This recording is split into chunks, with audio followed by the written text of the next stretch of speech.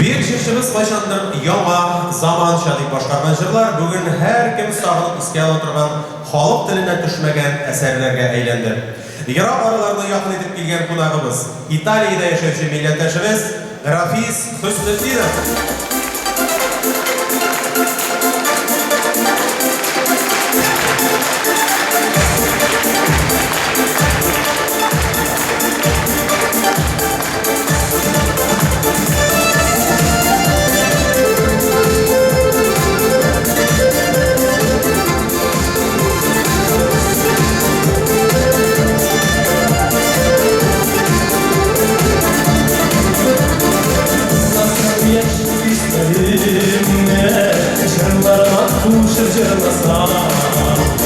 Bakışı düşmesin yüreğimde Yoksa benimle çırmasam Benim beklerim tutmana Riza olsun derine Ayrılan neler verirse Bana faydalı giderine Benim beklerim tutmana Riza olsun derine Ayrılan neler verirse Bana faydalı giderine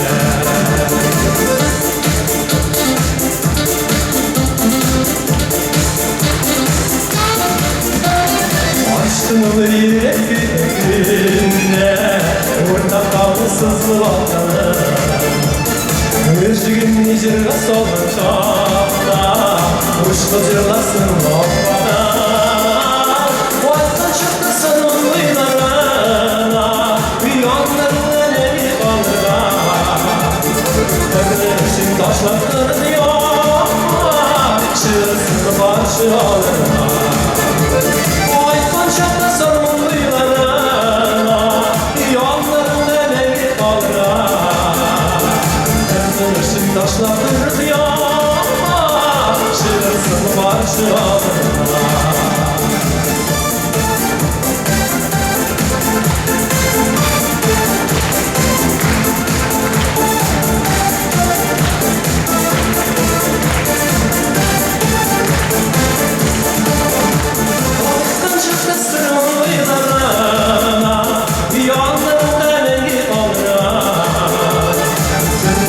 Taşlattır ya Çığırsın başı alır Aytan çapı sarma kıyılarına Yanlarında meni kalır Kırışın taşlattır ya Çığırsın başı alır Kırışın taşlattır ya Çığırsın başı alır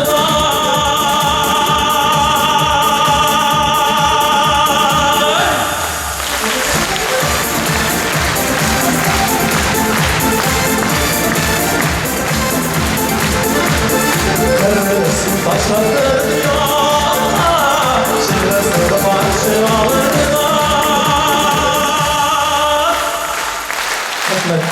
Etmedim sonra İtalya'da edilgen milletleşimiz Rafiz Hüsnüddinov.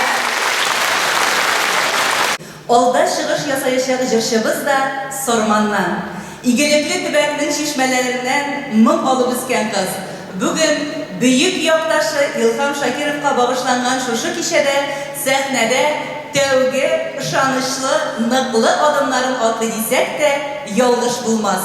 Zəlillə Rəşid Vahabov ismindəki Xalqara Totar Jiri Festivali açılan talantlı yaşlar bağımına köpdən tөгülgünə qoşulğan bu mülayim qızğa tamaşaçı onun yazmaları radyo televideniyada birinci qat yağmuri başlauğa ixtibar etdi. Sorman qızı deyib assızıqladı, həm qururlandı yaqdaşları. Rəximid Zəlilə xeyirli səğətdə.